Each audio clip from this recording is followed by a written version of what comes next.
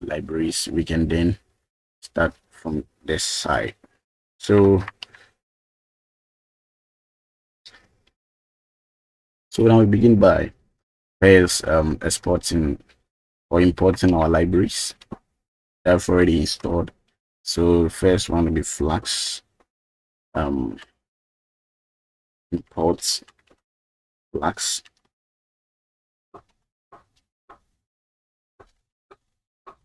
Store Flask request and Disneyfied. So and we also import Joblib because we'll be loading our PKL files. PKL files. We also import NumPy to convert some JSON formats into array.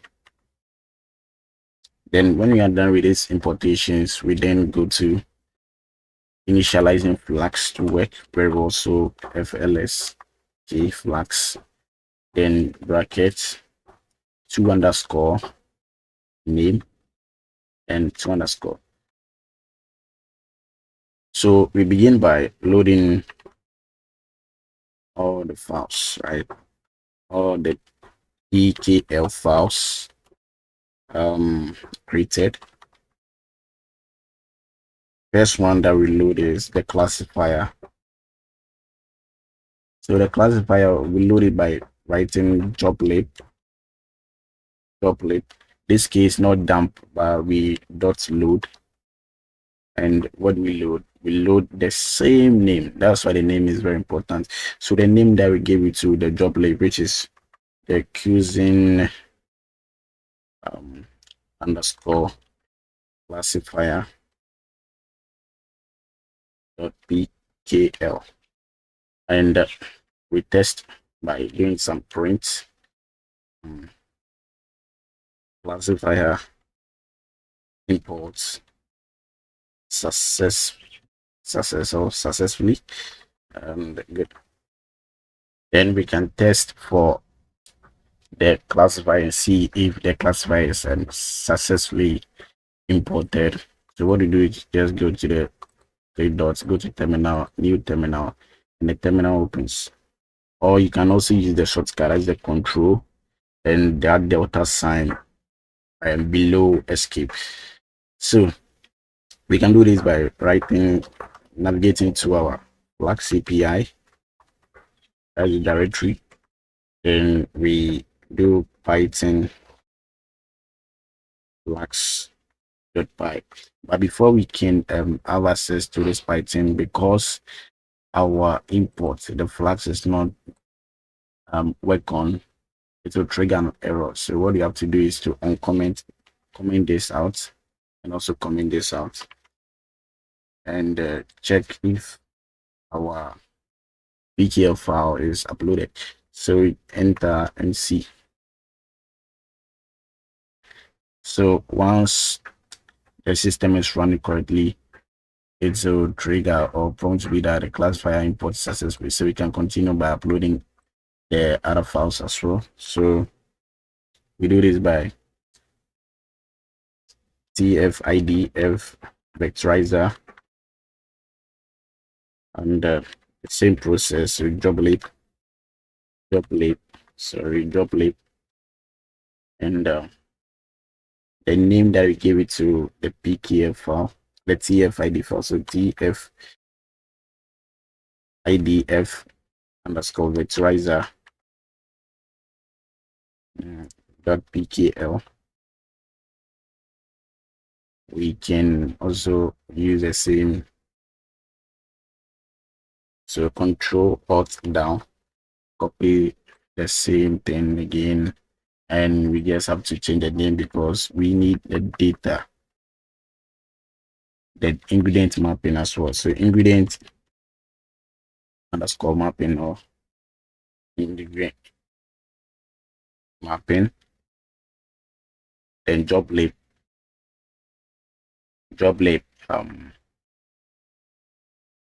ingredient ingredients underscore mapping dot pkl file. So we can test, I guess, gap run and see if we get to, okay, so the model tfid is not callable. What does it mean? It means our name, the name that I give to this file. So we have to load, not just duplicate, but we have to load and load. Same for the ingredients, load, and come back to the terminal, TLS. And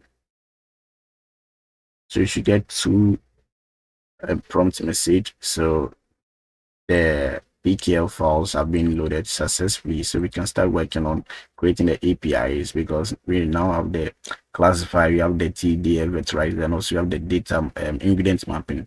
So we can start writing the Flask API by uncommenting them out. So uncomment, then from here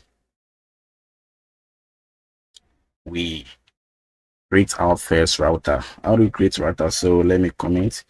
So creating our routers, oh sorry, our routers.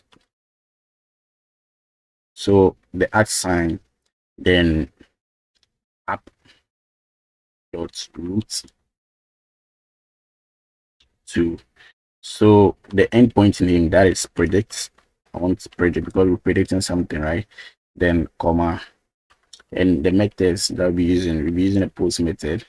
So methods is equal to um post method, and we start writing the function definition. So down now we create, sorry, we create a function definition. So the function definition is where we um use our classifier, the TDF, the ingredient mapping. Whenever I call an ingredient, whenever I send ingredient to this router, it comes to the function definition. Now the function definition will work on or manipulate the ingredients by making sure that the ingredients being entered are in splitting sentence, the frequency, the vectorizer actually do the work there. We use the classifier what we've trained the data to also do the prediction as well as using the ingredient mapping to easily navigate our way out through the system, because the data is quite a lot, and we have to marginalize our data so that our system runs fast. So now we start creating a function that is let's say predict, because we're predicting the cuisines, predict underscore cuisines. Then so logically you have to write you have to finish writing the Flask structure before. So we terminate Flask by doing if the underscore name, that's the name given to it, is equal to the main, sorry, and to underscore main underscore, then our app dot should run on ports 5002, and it should debug through, right? So semicolon, yeah, a colon there, then now the structure is working perfectly fine. So okay, so we'll try to run our Flask here. It says cannot import flags partially from the initial. So what this means is that we cannot initialize flags. We cannot save a file name flags and call flags again. So what you have to do is change the name, is change it to anything like flags A or flags API. I think flags API will be good, and enter and come back TLS. Yeah, go to flags API and call. So once this works, it will output the two classifier import successfully twice. So by doing this, we've already set up the ports, we set up the routers, and we are ready to write our function to input ingredients. The input ingredient that will be entered, right? So to get the data and also the ingredients, that's the field name. So whenever you are sending the JSON format, the JSON format should have a field name called ingredients. And if there's ingredient, it should do something. But if there's no ingredient, we should leave it to an empty array. And once there is no ingredient, so we check here if error or empty ingredient, it's ingredients. What we'll do is so if there is an empty ingredient, so check if not input ingredient. So it means if there is empty ingredient, then we should return the JSON file. Sorry, let me bring it down. Index. So we should return the JSON file. Then you should give an error that okay, no ingredients. Right, so no ingredients provided. So we should do something like that. So no ingredient provided. So it is a 400 error. So on the we come back by doing combining the ingredients. So once there is an ingredient, the ingredient will be in the form of array. So it will be like maybe we have onion, we have pepper, we have tomato. It will be in the form of this way, but we have to convert it to onion, pepper, tomato.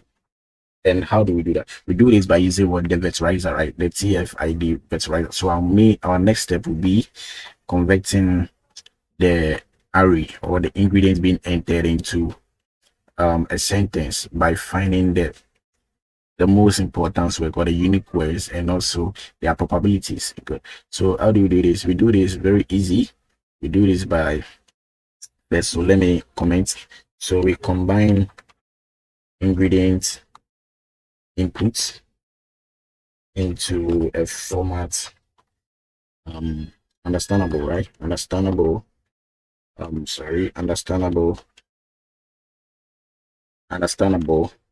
by dfidf. Good. So we do this first. Our main step will be first doing what, joining all the ingredients together. So we join them by leaving a space. So dot join the input ingredients. So once we join them, then we will use the TDF to find or transform it into a matrix and also mathematical concept so that we can work on it, so that the model which is the classifier can work on it, right?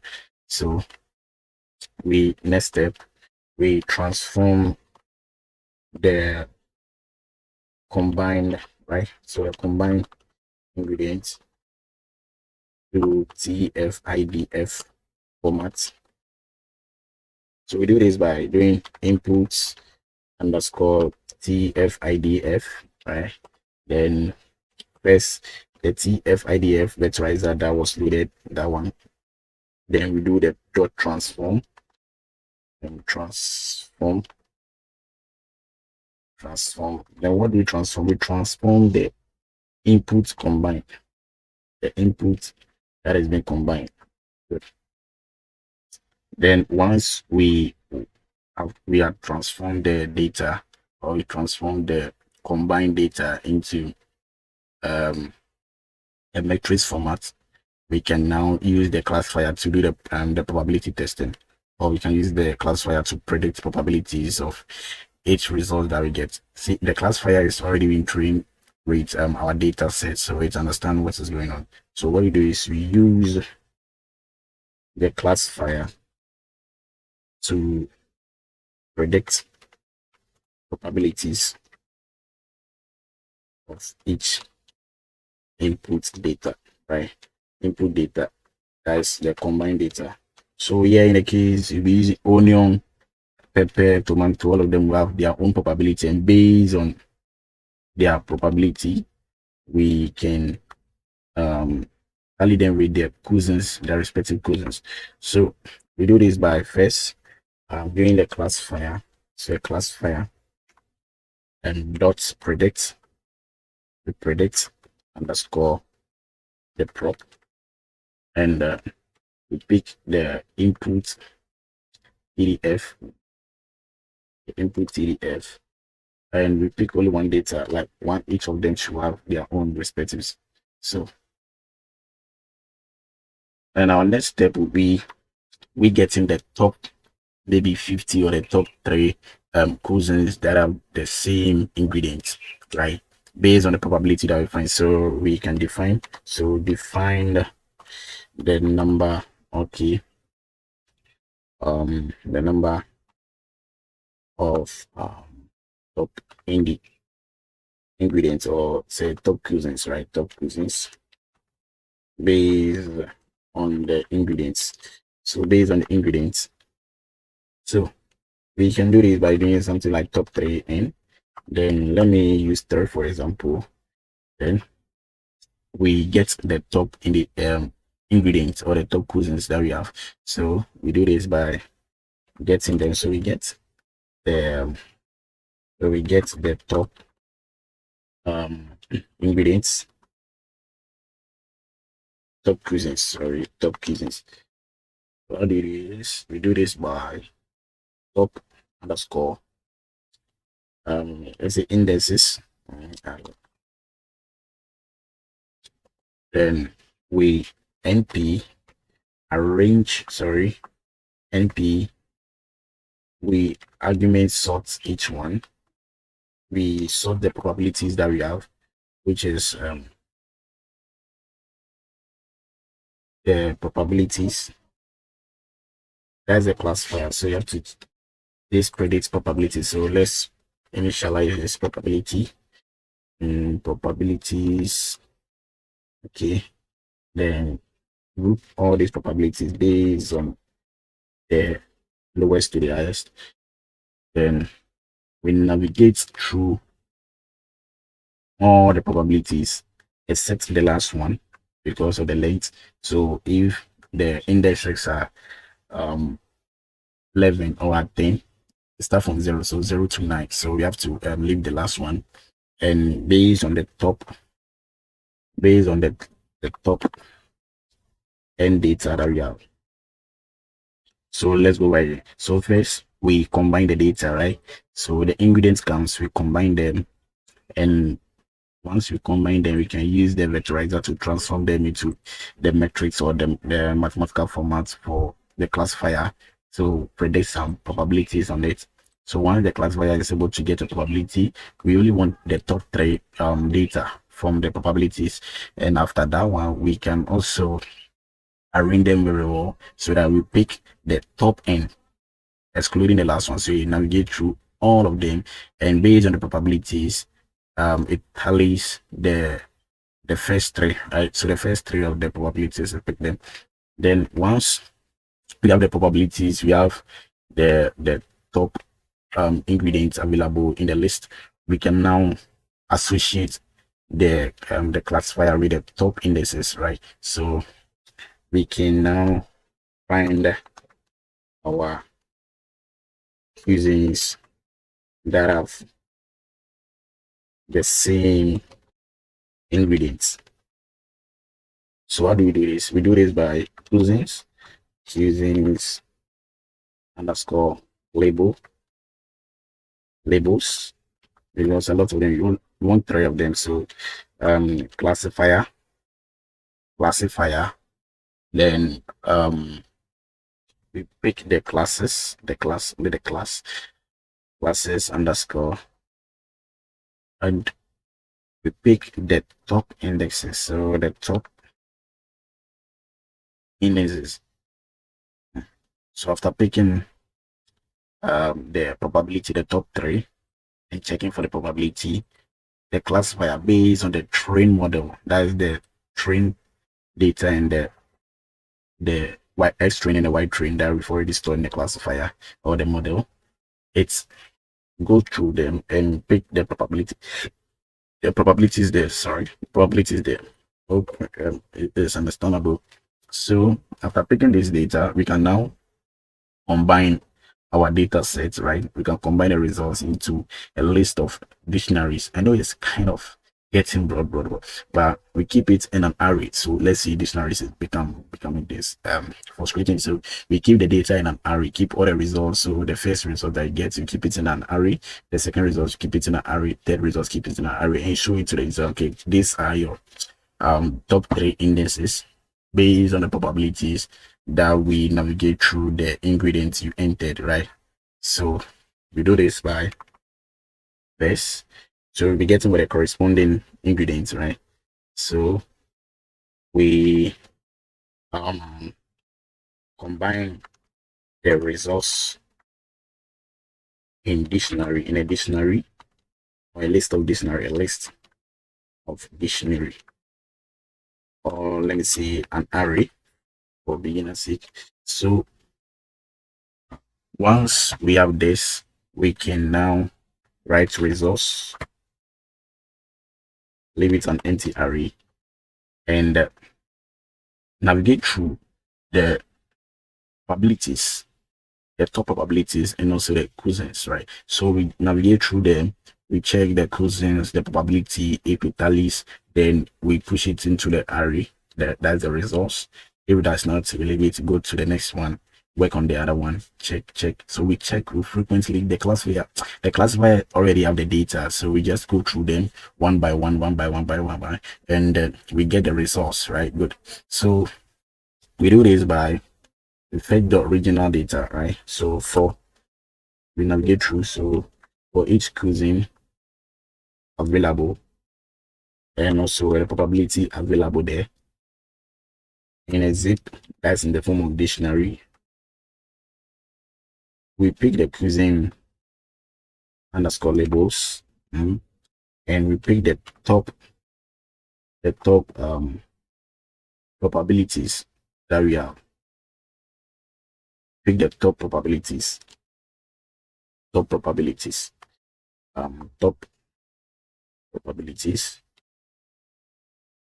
sorry, top probabilities, right? But before we can pick the top probabilities, we need to initialize top probabilities here. So assign all the top probabilities. So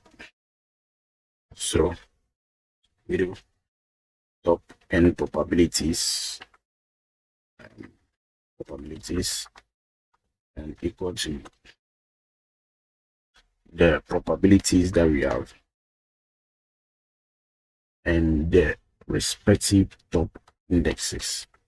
Hope it makes sense. So we want some top probabilities. We don't want all the data set. We want the top ones so that we can navigate through the data very easily. So we go through them, pick the top probabilities here, and based on the top probabilities that we have, I think there's a name error. So top probabilities. So based on the top probabilities that we have, we can push them into the results. Hope it makes sense. So from there, we can start mapping our um, ingredients mapping and check the cuisines. You see if the cuisine is available. If the cuisine is available, then we can store them in the results. So we go by saying the ingredients mapping. We call now use so you see the usefulness of the ingredients mapping. So the ingredients mapping, then we map, we get them. Sorry, get after getting them, what do we get? We get a cuisine from there. If there is no cuisine, then empty. But if there is one, if there is one, then you should bring the cuisine and um store it to ingredients. Good. Store it to ingredients. So you go through the mapping and you are picking the top probabilities out of this. So if there is one, this cuisine is to store in the ingredients, right?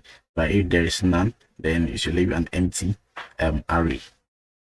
So after going through all of them, if there is nothing like the ingredients and they cannot be found in our data mapping, we should leave it empty. But if there is some, then we should map it to the ingredients and code our cuisine with the respective ingredients. And we can navigate the number of ingredients we want to show to the user. You see, the user will enter maybe 2 ingredients, and based on these 2 ingredients, which will generate a cuisine, right? And the cuisine that we're going to generate is having a lot of ingredients in it, so we can show the number of ingredients we should show to the user, or we can just neglect and give the 2 cuisines to them. But I think it's best off if the user, after entering, maybe the user wants spaghetti, pepper spaghetti, the user enter pepper, onion, then after seeing the response, after seeing the data, our system generates spaghetti with a lot of ingredients, having the same pepper and onion in it, and also maybe oil, water, all these ingredients like cabbage. Yeah.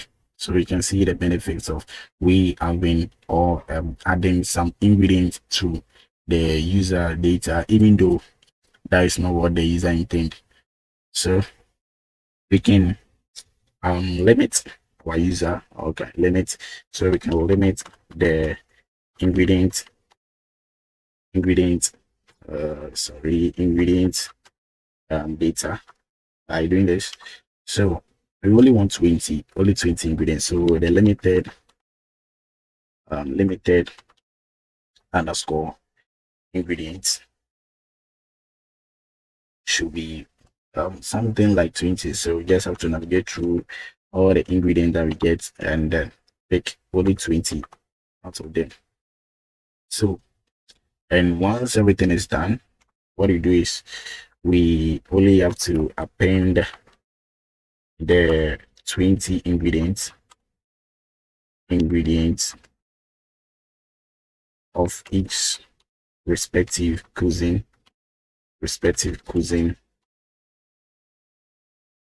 to the results, to the results array, or let's say a library or a dictionary. So we do this by doing results dot append what we append. First we append the cuisine and the name of the cuisines, right? So it's results. So we first append the name of the cuisine, and the name of the cuisine should be just the cuisine name, name. And if you want, you can see the probability why our model chose this one and excluded other models, other data. So you can check by the probability, because using probability to run the search or run the feedback. So once the probability is so high, then the user or that data is what we intend sending to the user. So in the prop, and we also have the ingredients, which is very important. So the ingredients, sorry, and which is the limited ingredients, and we are done. Finally, what you have to do is return this results to the user. Because after everything here, we have to return the results back to the user so that the user will understand, okay, there's going on in this my response. So return the JSON file to the user. How do you return? Return by, let's say, input, the input ingredients from the user. You have to show it to the user that these are your input ingredients, right? So this way your input ingredients that we had from you, and based on your input ingredients, this were the top cuisines that we had based on the probabilities. So the results, and we are good to go. So we can just go through the code once again. I know it's a long code, just 60 line of code. So we start off by importing Flask JSON file. We import joblib, the numpy. So these libraries, we import them. Then we create our Flask app. And after creating a Flask app, we load our PKL files because we already trained them. We want to use them now. So we root, create our first router, that's predict, with a method of post, created a function, and we know we are listening to a JSON format from the front end or the back end servers that we'll be using, maybe Postman or Tender clients. We are listening to them, right? Then once we listen to them, we get the ingredients. Good. So after getting the ingredients, the user have to necessarily state that these are the ingredient that you want to send. So once you send the ingredients, we go through them and check if there is the ingredient is not empty. The ingredient field is empty. So if the ingredient field is empty, we do this. We combine them for the TF IDF vectorizer to be able to work on or other mathematical concepts to it. Then once there's a mathematical concept to it, we can now predict my probability because it's now math. So the text is now changed to math. Then we can also define the top. Then we can now define the top cosines based on the ingredients. So the top n, I'm using only top 3. So we have sorts all the probabilities there. We navigate through all of them except the last one, which means we want all the data sets and also pick only 3 out of the top probability there. So we created our related cosines labels to it based on these top indices and assign all the probabilities to what this cosine. So all the top probabilities are the relevant ones. This is our main resource. Then we navigate through the system now. We map through our ingredients mapping, which contains all the cosines and their ingredients. So based on this, we pick only 20 from there, only 20 from this ingredients because you already mapped them, and the probability wise is making it possible for us to know that okay, these were the cosines that were reasonable to us. And then we append it to our results and retain the results. So our next step will be creating the Express server and create just a body, create address, and send HTTP post to this endpoint. That is this endpoint 502 port. Then the endpoint predict. We send HTTP to them, and we get a results, related results. Good.